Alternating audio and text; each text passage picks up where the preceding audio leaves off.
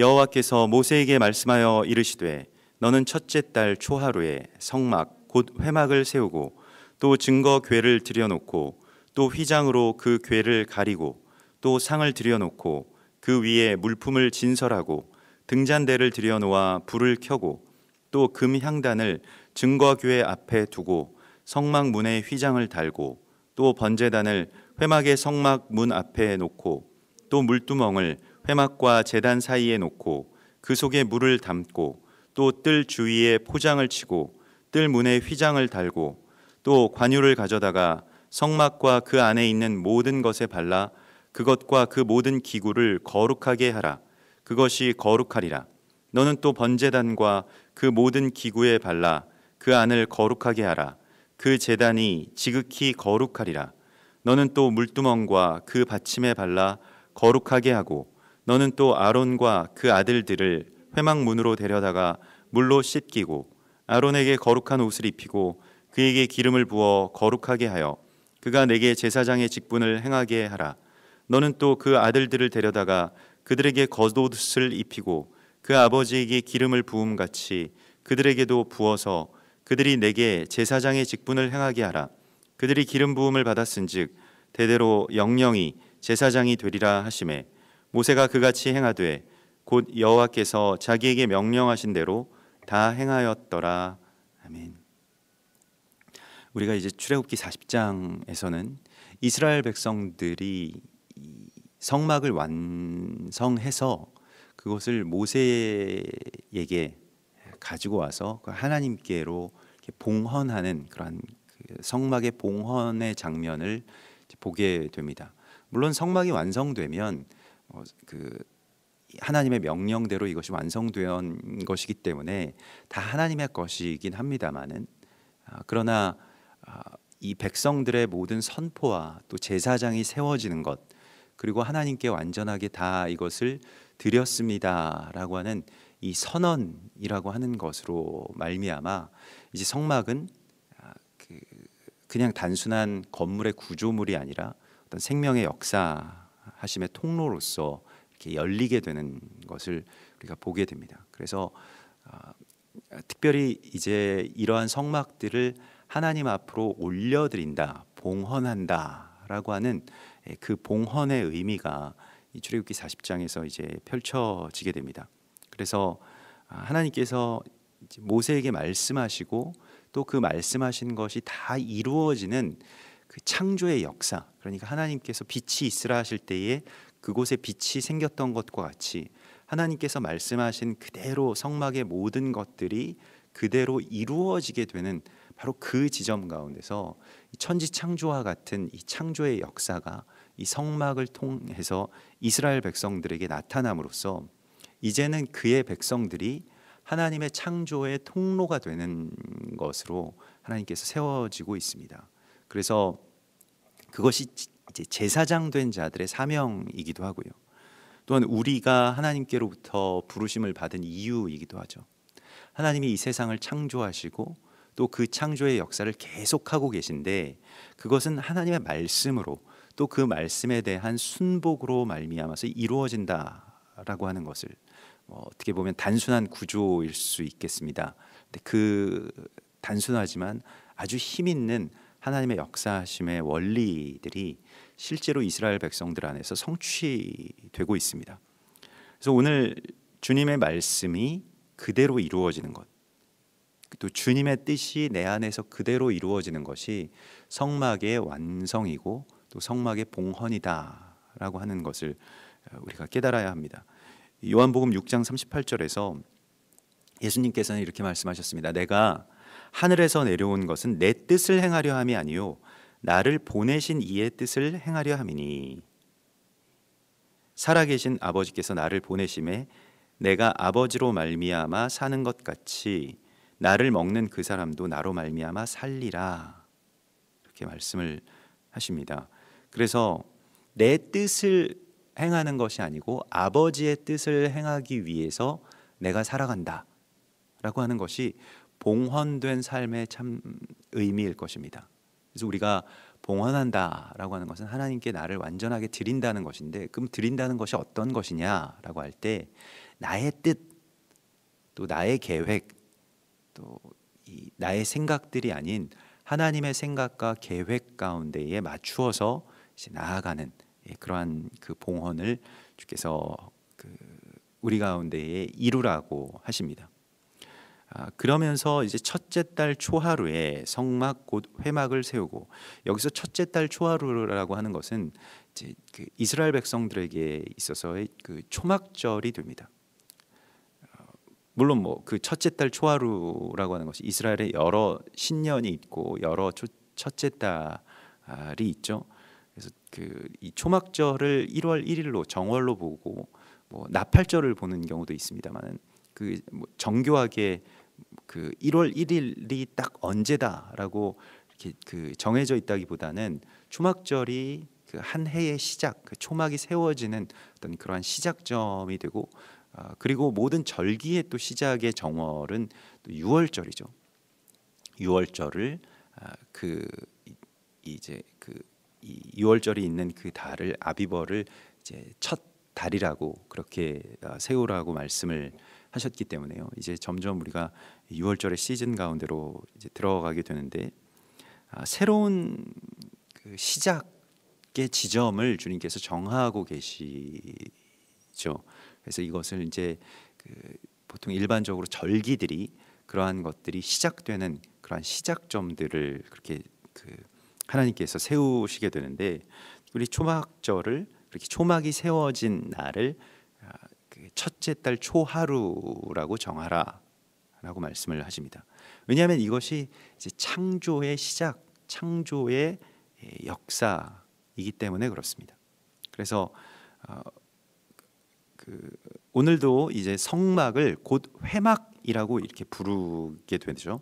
그래서 성막이라고 하는, 그러니까 그냥 거룩한 하나님의 이 장막이 그냥 단순히 그 어떤 예배의 시설로만 있는 것이 아니고, 이것이 회막, 곧 하나님과 백성들이 함께 만나게 되는 이 시간의 장막, 오헬 모에드라고 하는 것은 시간의 장막이라고 하는 그런 뜻이 되겠습니다. 그래서 이 오헬이라고 하는 것이 이제 뭐 덮개, 장막이라고 하는 것인데, 아주 빛나다라고 하는 그런 빛의 장막을 뜻하는 것이고요. 오헬, 아할 여기서 나온 말이고, 모에드라고 하는 것은 그 절기를 뜻하는 것입니다. 그래서 지정된 하나님이 지명하신 시간이라고 하는 뜻입니다. 그래서 회막이라고 하는 것을 다시 번역하면 절기의 장막이라고 번역할 수도 있을 것입니다. 절기의 장막을 세우라라고 하는 것에 있어서 우리가 이것을 어떻게 받아들여야 할지를 아브라함 헤쉘의 그 안식이라고 하는 책을 보면, 그것이 시간의 기둥을 세우는 것이다, 또 시간의 장막을, 시간의 궁전을 세우는 일이다라고 하는 것으로 그렇게 말하고 있습니다. 그 헬라인들은, 또 서구 뭐 유럽을 비롯한 서구인들은 이 공간의 장막을 세우는 데에 능하고 또 거기에 많이 집중했다고 한다면, 하나님의 백성들, 또 유대인들 같은 경우에는 시간의 장막을 세우는 것에 굉장히 집착했다는 겁니다. 그래서 바벨론이나 또 로마나 뭐 독일이나 뭐 영국이나 미국이나 그 어떤 제국들도 무너뜨리지 못할 시간의 궁전을, 시간의 성전을 세우기 위해서 골몰했다는 겁니다. 왜냐하면 공간이라고 하는 것은 언제든 파괴되고, 지금도 어떤 유적으로 다 남아있는 것들, 우리가 알고 있는 소아시아의 7개 교회도 마찬가지고요, 또 콜로세움도 마찬가지고요, 예루살렘도 아직까지 그렇죠. 그래서 공간이라고 하는 것은 그게 굉장히 아주 든든한 것 같고 그게 영원할 것 같지만, 그러나 금세 사그라들고 없어져 버리게 된다는 것이죠. 시간의 장막을 세운다는 것은 대적이 무너뜨릴 수 없는 장막을 세우는 것이기 때문에요.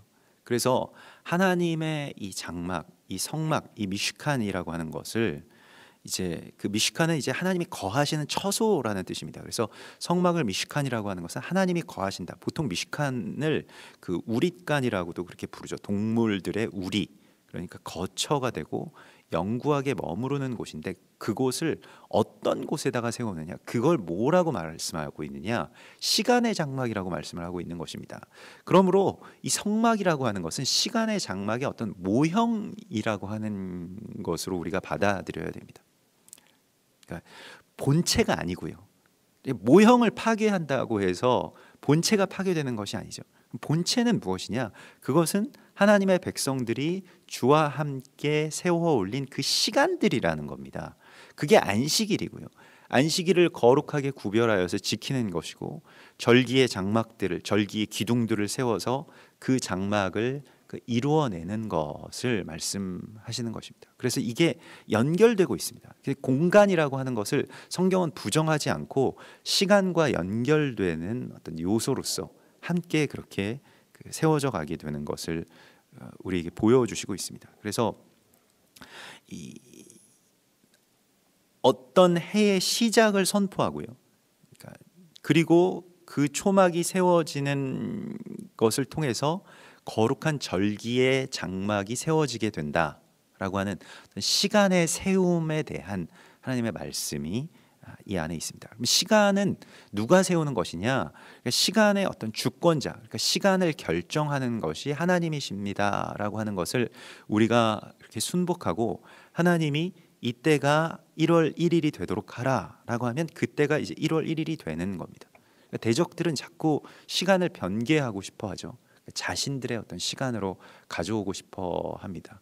그래야 하나님의 시간 가운데로 들어가지 못하게 되고 하나님의 역사와 때가 이르지 못하게 될 것이라고 생각하기 때문에 그렇습니다. 그래서 이 시간에 대한 어떤 전쟁, 그게 성경에서 우리에게 말씀하고 있는 안식일과 절기에 대한 이야기이고요. 대적이 빼앗아 가려고 하는 우리의 시간을 다시 되찾아오라, 또 대적이 빼앗아간 하나님의 시간을 다시 되찾아오라고 하는 사명이 절기 가운데에 있습니다. 그래서 절기를 다 지금 그 교회들이 빼앗겨서 안식일도 빼앗기고, 또 모든 절기들, 뭐 유월절, 또 오순절, 초막절, 이런 절기들을 다 빼앗기고 빼앗긴 줄도 모르죠. 그리고 이걸 다시 회복하자라고 하면 히스기야 왕이 그렇게 전령을 보냈을 때 이스라엘 백성들의 반응처럼 그냥 비웃는 거죠. 뭐 그런 것도 지키냐라고. 우리는 뭐 그냥 예전에 로마 시대의 어떤 그런 이 태양신의 절기들을 지키면서 그것에 만족하고 있다라고 하는 것은 우리가 심히 애통해야 할 만한 그런 일이라고 할 수가 있겠습니다. 그래서 뭐 절기를 지키면 유대교로 회귀하는 것 아니냐, 이게 사실은 콘스탄티누스나 이 카톨릭에서 계속해서 조장했던 어떤 생각들입니다. 절기를 지킨다고 하는 것이 우리가 유대교로 회귀한다, 또 유대의 어떤 나쁜 전통들을 받아들이는 것이다라고 그렇게 생각하게 하고, 실제로 그것을 굉장히 아주 엄격하게라고 하는 것은 사형을 시켰다는 겁니다. 그러니까 그 성도들이 이 절기를 지키는 것에 대해서 굉장히 민감하게 반응하는 것을 보게 됩니다. 뭐 교황과 또 그 권력과 연결된 이제 그 변질된 기독교에서는 절기에 대해서 굉장히 민감하게 반응하는 것을 보게 됩니다. 뭐 사실 절기를 뭐 지키지 말라고 할 수도 있죠. 그게 유대적인 것이니까 좀 삼가고 이제 우리가 교회의 새로운 전통을 세워 나가자, 뭐 양보해서 그렇게 말할 수 있다고 할지라도, 그러면 그 예전의 절기를 지키는 사람들을 잡아다가 수많은 사람들을 죽이기까지 한다라고 하는 것은 좀 이상하다는 생각이 들지 않습니까? 왜냐하면 그게 하나님의 같은 동역자들인데요.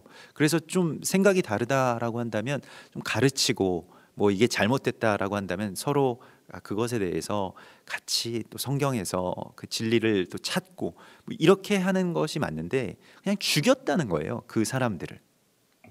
유월절을 지키는 자들을 데려다가 다 죽였다는 겁니다. 어마어마한 이 싸움이 이 안에 있는 겁니다.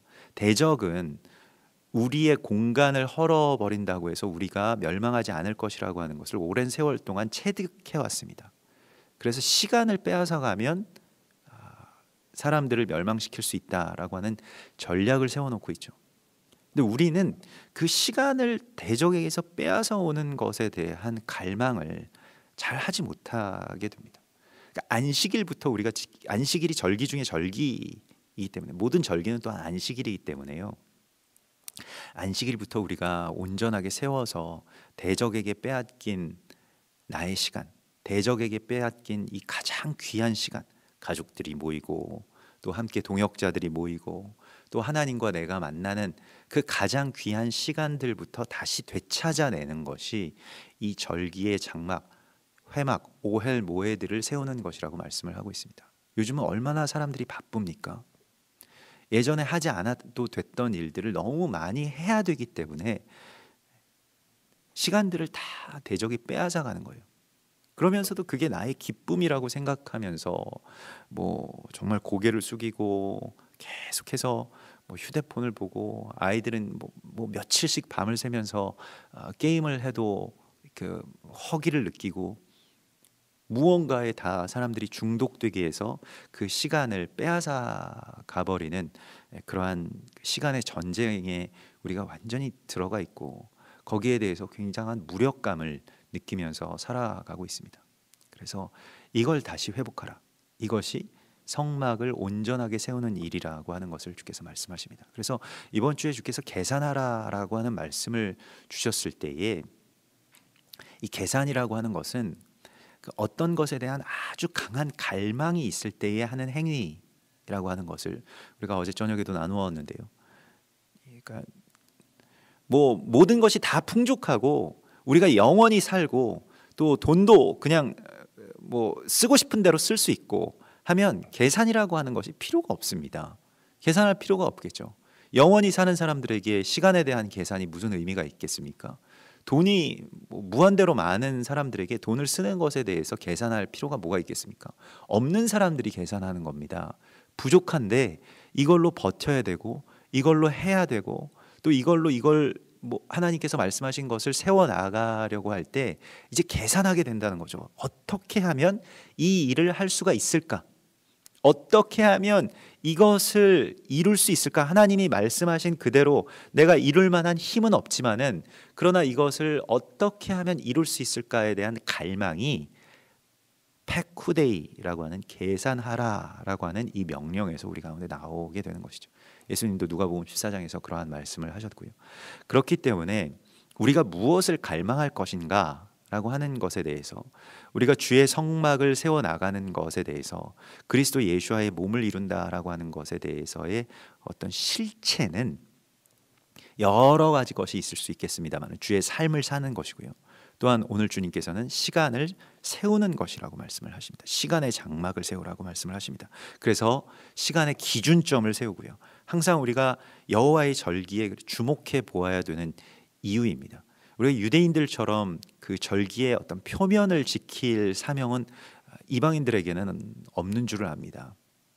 그렇게 주장하시는 분들도 있습니다만은 그러나 그들이 지키는 또 성경에서 말씀하고 있는 이 절기의 그 참된 실체를 찾아 나서고 또 특별히 시간을 구별하여서 거룩하게 세운다라고 하는 것에 대한 사명이 주의 백성들에게 있다라고 하는 것을 분명하게 우리가 알아야 됩니다. 시간을 구별하는 법을 우리는 아직 교회로부터 배우지는 못했습니다. 다시 시작해야 됩니다. 시간을 구별하는 법을요. 그냥 교회 나와라 이것 가지고 되는 것이 아닙니다. 그냥 일요일 날 교회 나오면 그게 안식일을 지키는 것이다. 이 정도 선에서 그쳐지는 것이 아닙니다. 시간의 장막이 세워진다는 것은 삶의 기준점들이 다 바뀌는 것이고요. 또 가장 귀한 것이 무엇인지를 선포하는 것입니다. 그러니까 안식일이라고 하는 것은 안식일의 다른 모든 것들을 다 멈추고 가장 귀한 것, 가장 귀한 주님, 가장 귀한 가족, 가장 귀한 주의 동역자들과 하나가 되고 연결되고 함께 장막으로서 세워지는 것을 선포하는 날이라는 것을 우리가 이 안에서 보게 됩니다. 그래서 오늘 10절에 보면 너는 또 번제단과 그 모든 기구에 기름을 발라 그 거룩한 관유를 발라서 거룩하게 하라. 그 제단이 지극히 거룩하리라. 여기서 거룩하게 하라라고 하는 것은 그 제단의 이 봉헌식을 의미하는 것입니다. 그래서 이 성막의 봉헌이라고 하는 것, 이 코데시라고 하는 거룩하다라고 하는 것은 바쳐지다, 드려지다, 구별되어서 봉헌되다라고 하는 그런 뜻을 갖고 있고요. 이게 이제 코데시가 됩니다. 그래서 거룩이라고 하는 것이 구별되었는데 왜 구별되었느냐? 하나님께 바쳐지기 위해서 구별된 것입니다. 하나님께 따로 떼어 놓았다라고 하는 그런 뜻이 되겠습니다. 이제는 더 이상 우리의 것이 아니고 세상의 것이 아니고 하나님의 것입니다라고 하는 것을 선포할 때 이 기름을 덮는 것이죠. 그래서 이 히브리어 가운데서 하나님께 봉헌하다라고 하는 말이 하누크라고 하는 말이 있지 않습니까? 하누카의 절기와 연결되는 말인데 그게 봉헌되다라고 하는 그런 뜻이 되고요. 봉헌된다라고 하는 것을 그 히브리인들은 특이하게도 이것이 교육하다라고 하는 말과 같이 쓰게 됩니다. 그러니까 교육이라고 하는 것이 봉헌을 위해서 하나님께 드리기 위해서 행하는 일이라고 하는 것을 분명하게 생각하고 있다는 것이죠. 또한 그 다른 측면에서는 우리가 가르치는 것이 주의 말씀을 가르치고 주님의 말씀으로 가르침을 받는 것이 구별되는 것의 행위, 그러니까 제사장들이 관유를 그렇게 그 성막의 기구들에게 다 바르는 것과 같은 행위인 것을 보게 됩니다. 골로새서 3장 16절에 보면 그리스도의 말씀이 너희 속에 풍성히 거하여 모든 지혜로 피차 가르치며 권면하고 시와 찬미와 신령한 노래를 부르며 마음의 감사함으로 하나님을 찬양하라 라고 말씀을 하십니다. 그러니까 피차 가르치라라고 하는 것이요, 우리는 가르침이라고 하는 것이 꼭 교사나 뭐 어떤 스승이 가르친다라고 생각을 하곤 하는데 성경에서는 피차, 서로가 서로에게 가르치라라고 말씀을 하십니다. 실제로 우리가 우리의 자녀들에게도 가르침을 받죠. 그걸 뭐 부끄럽게 생각할 필요가 없죠. 그 아이들만 생각할 수 있는, 또 그 청소년들만 생각할 수 있는 일이 있고요. 또 그 청년들만 알 수 있는 일들이 있습니다. 그것은 우리가 그들에게로부터 가르침을 받기 전까지는 잘 체감되지 않는 그러한 일들이죠.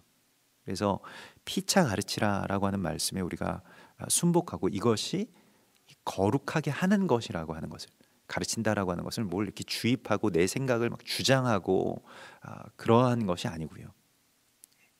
가르친다라고 하는 것은 하나님의 말씀이 내 안에 들어왔는데 이 말씀을 성령으로 더불어서 그렇게 부드럽게 덮는 것입니다. 바르는 것입니다. 그래서 가르친다라고 하는 행위를 마치 기름을 바르는 것과 같이 어떤 이 부드러운 그러한 덮음으로써 우리가 이것을 행해야지 모든 사람들에게 주장하는 자세를 하지 말라라고 하는 것이 이제 베드로전서의 교훈이죠. 그래서 주장하는 자세를 하지 않고 믿는 무리의 본이 되라라고 말씀을 하시는 것인데요. 하나님께 드려진다, 하나님께 구별된다라고 하는 것에 있어서 우리가 기름을 바르는 것을 통해서 또 우리가 양육하고 또 가르치고 또 서로 구별하는 것을 통해서 하나님께로 온전하게 우리가 서로가 그렇게 드려지게 된다라고 말씀을 하십니다. 그래서 이러한 기름 부음들을 다 그런 성막의 물건들 가운데 행한 이후에 아론의 아들들, 그러니까 제사장의 아들들에게 기름을 부으라고 말씀을 하십니다. 오늘 15절의 말씀을 보면 그 아버지에게 기름을 부음 같이 그 아들들에게도 기름을 부으라. 그래서 그들이 내게 제사장의 직분을 행하게 하라. 성막의 완성에 있어서 제사장이 세워지는 것에 이 포커스가 맞춰져 있지 않고 그 아들들이 세워지는 것에 포커스가 맞춰져 있는 것이 굉장히 주목해야 할 것입니다. 그 아들들을 데려다가 겉옷을 입히고 그들을 기름 부어서 세우는 것이 성막의 완공이고 성막의 봉헌이라고 하는 것입니다. 여기까지 우리가 이룰 수가 있어야 됩니다. 세대와 세대가 연합한다라고 하는 것을 계속 말씀드리지만 계승의 의미가 아니고요. 아버지가 하던 것을 나중에 아버지가 이제 갈 때가 돼서, 이것은 뭐 세상의 어떤 다른 그런 종족들이 자신들을 보존하는 습성과 뭐 비슷한 겁니다. 그걸 하라는 게 아닙니다. 하나님께서는 아버지에게 기름을 부은 것 같이 그 아들들에게도 기름을 부어서 그 아버지의 기름이 아들들에게까지 다 연결돼서 흘러가게 하고 서로 아버지와 아들들이 연합해서 이 성막의 직무를 담당하고 지탱해 나가는 것, 이것을 이루지 못하면 그리스도 예수와의 몸을 이룬 것이 아니라고 말씀을 하십니다. 말라기서 4장에 아비의 마음과 자녀들의 마음이 서로에게로 돌이켜지게 되는 것이 바로 이것이죠. 성령이 부어진다라고 하는 것은 교통을 의미하는 겁니다. 기름 부으심이라고 하는 것이 아버지에게 있는 그 기름 부으심이 아들들에게로 연결된다라고 하는 것은 단순히 그게 내려간다라고 하는 의미가 아니고 그들이 함께 세워져 간다라고 하는, 연결된다라고 하는 의미인 것입니다. 그래서 오늘 주께서 우리에게 이 아들들을 세우는 일, 이 다음 세대가 같이 세워지게 되는 것이 성막의 봉헌이고, 만일 이것이 이루어지지 않으면 이게 이제 엘리야가 먼저 와서 그리스도 예수와의 메시아의 다시 오심을 예비하는 일의 어떤 핵심이고, 만일 이 일들을 이루게 되면 주님이 오시게 되는 것이죠. 주님의 몸의 완성이 바로 여기에 있기 때문에 그렇습니다. 그래서 이 일들이 이루어지게 되면 주님이 오실 것이라고 말씀을 하셨고요. 만일 이것이 이루어지지 않으면 두렵건대 내가 가서 그들을 칠까 하노라. 세대의 분리라고 하는 것은 그냥 안타까운 일이 아니고요. 이것이 심판의 이유가 되는 일이라고 하는 것에 대해서 우리가 다시 생각해야 됩니다. 어떻게 하든 이것을 행할 수 있도록 해야 되는 것이죠. 그래서 이 많은 그 오랜 어떤 전통의 남은 자들의 공동체들을 보면 그게 지금도 뭐 유럽의 각 곳에 뭐 가톨릭을 피해서 이렇게 숨어 들어갔던 이 모라이안들이나 아니면 다른 뭐 위그노파나 뭐 여러 그 파의 어떤 그 이후에 남은 자들의 공동체들이 아직도 남아 있는데, 보면 다 그 아이들을 세우는 것에 굉장히 주목하고 또 거기에 실제로 굉장히 많이 헌신하는 것을 보게 됩니다.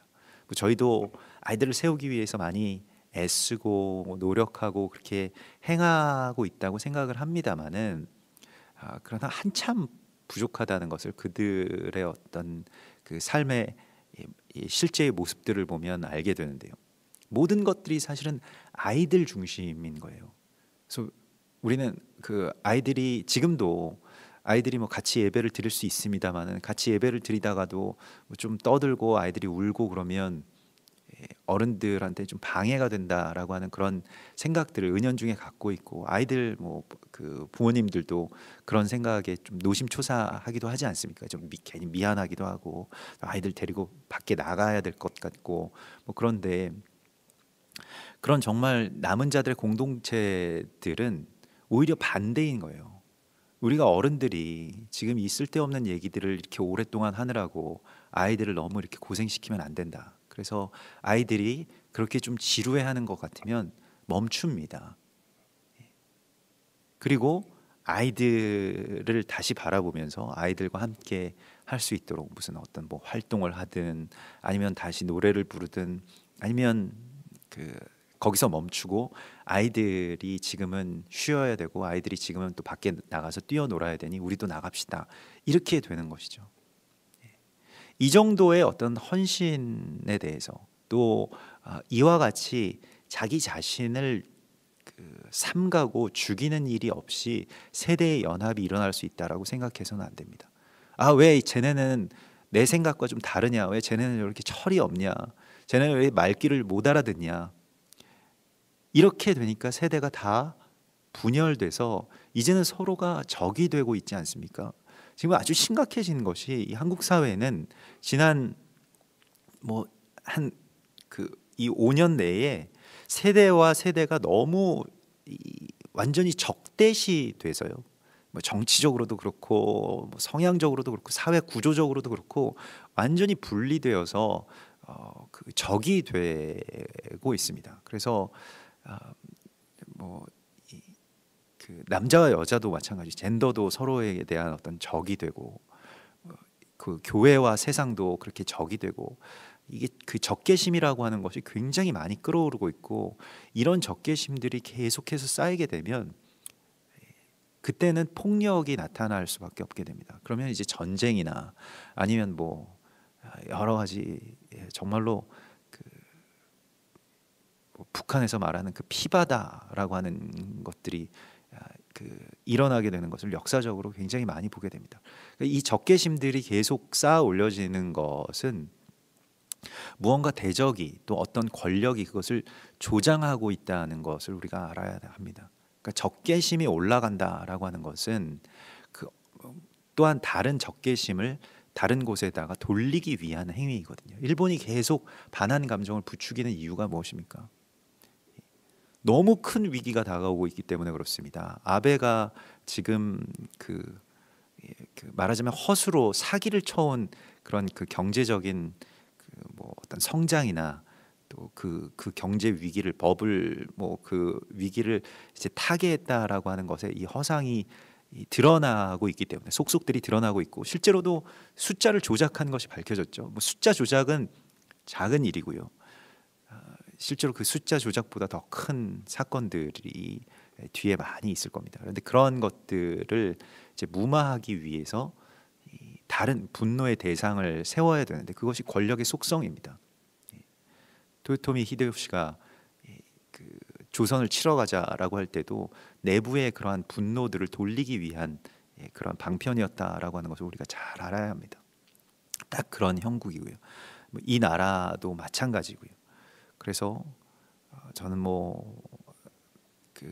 무슨 화해 모드가 조성되고 있다라고 해도 가장 큰 어떤 전쟁의 위협들은 지금부터 시작이라고 하는 생각에는 변함이 없습니다.